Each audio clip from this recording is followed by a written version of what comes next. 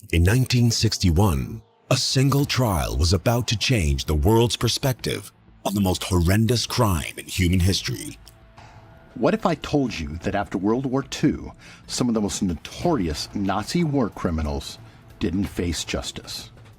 Instead, they escaped to far-flung corners of the world, often with the help of religious institutions, governments, and intelligence agencies. This isn't some conspiracy theory. It's a historical fact. Rudolf Hess, you must plead guilty or not guilty. Nein. Today, we're diving into the story of the Ratlines, the secret escape routes that allowed Nazis to slip through the cracks of post-war Europe and build new lives, often in South America. But how was this network exposed? And were there any heroes who fought against this web of complicity to bring these criminals to justice? I came to Santiago to lead a campaign in order to obtain the deportation of the SS Colonel Adolf. By the end of this video, you'll discover not only how this shadowy network operated, but also how brave individuals, often against great odds, worked to uncover the truth and bring the perpetrators to justice. Let's get started. I'm Kenneth Cowell from Arizona. Okay, boys. Goddamn war's over. What do you got to say about this? This is the happiest day of my life. Oh, it's a wonderful, wonderful thing. Picture Europe in 1945. The war is over, and the Allied forces are rounding up Nazi leaders, preparing them to face trial for war crimes.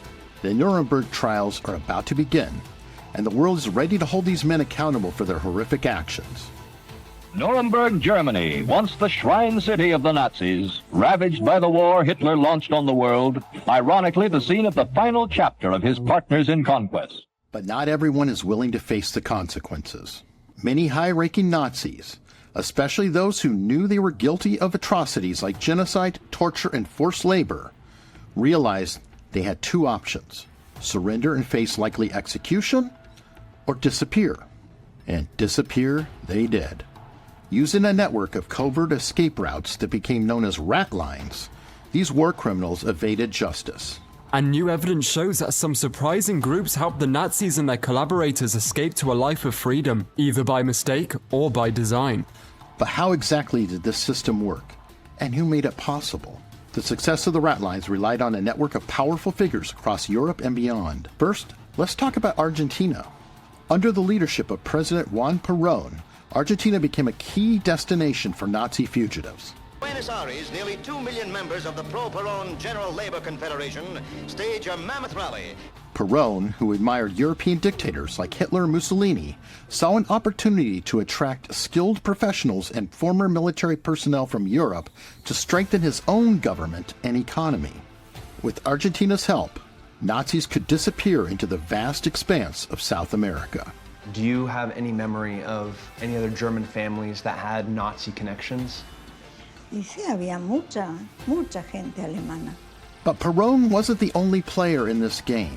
The involvement of the Catholic Church and certain clergymen, particularly Bishop Alois Hudal, was critical. Hudal was an Austrian bishop stationed in Rome who sympathized with fascism. After the war, he used his position within the Vatican to provide Nazi war criminals with false documents, including passports and identification, helping them escape to South America. The result was the spread of Nazis across Europe, North America, and South America, sometimes along with escaping Jews. Hudal, along with other religious figures, justified their actions by claiming these men could be useful in the fight against communism, which was quickly becoming the West's new enemy. Perhaps most shockingly, American and British intelligence agencies also played a role in facilitating some of these escapes. As the Cold War began to take shape, the focus shifted from punishing war criminals to countering the Soviet Union. Although Britain and Canada took around 8,000 Nazis in 1947, most made their way to Spain and the Americas. For Western intelligence agencies, Nazis who had inside knowledge of Soviet military or political strategies were suddenly seen as valuable assets. This meant that some Nazis were actively recruited by Western governments in exchange for their expertise, effectively protecting them from prosecution. One of the most infamous figures to benefit from these networks was Klaus Barbie, the Butcher of Lyon, who was responsible for the torture and murder of thousands in occupied France. I was naturalized on the 3rd of October 1957. in Bolivia under both names, Klaus Eichmann and Klaus Barbie. Klaus escaped Europe through the Ratlines, living under the alias Klaus Altmann in Bolivia, where he thrived as a businessman for decades before being finally caught. So how did these Nazi criminals actually escape Europe? The process typically followed a few key steps, and the journey was perilous, but well organized. Most escapes started in Germany or Austria, where fleeing Nazis would travel south, often by foot through the Alps and into Italy. This was known as the monastery route, since many of the escapees hid in Catholic monasteries along the way, using these religious sanctuaries as safe houses. The Ratlines extended across Europe, helping some of the most despicable war criminals of the Second World War escape into peace and obscurity in the years following 1945. The involvement of religious institutions provided an extra layer of protection, and it was here that Bishop Udall and others facilitated their next moves. Once they were in Italy, the Nazis would often make their way to Rome, where they were provided with forged documents, frequently Red Cross passports, or Vatican-issued identification.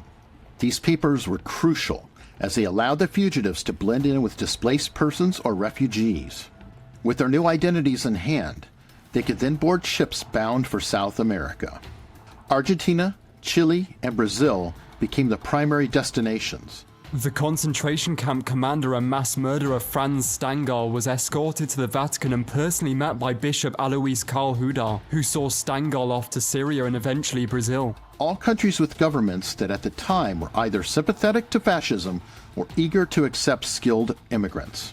Many of these Nazis settled into quiet lives, taking on new identities, and even achieving local prominence. For years they lived unbothered, far from the reach of the law.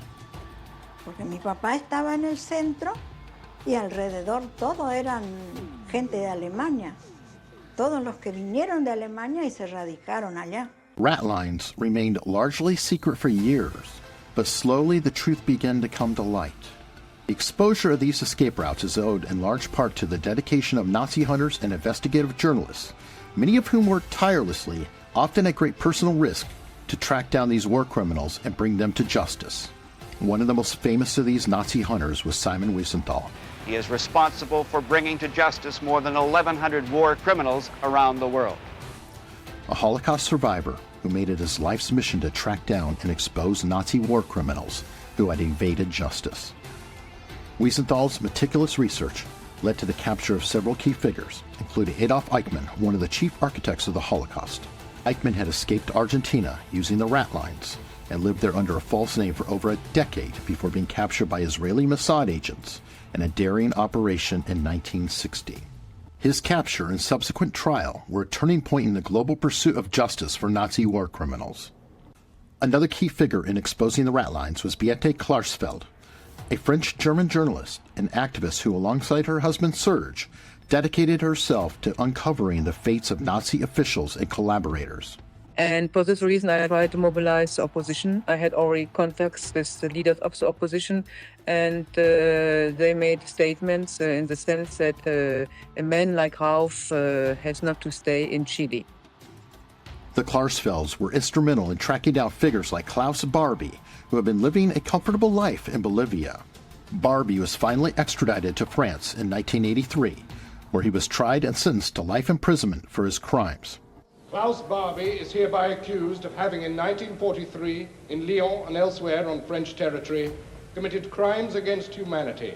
Hermann Langmann, an Austrian Holocaust survivor and historian, also played a significant role. His efforts focused on documenting Nazi atrocities and holding those responsible to account, even when governments and institutions preferred to look the other way.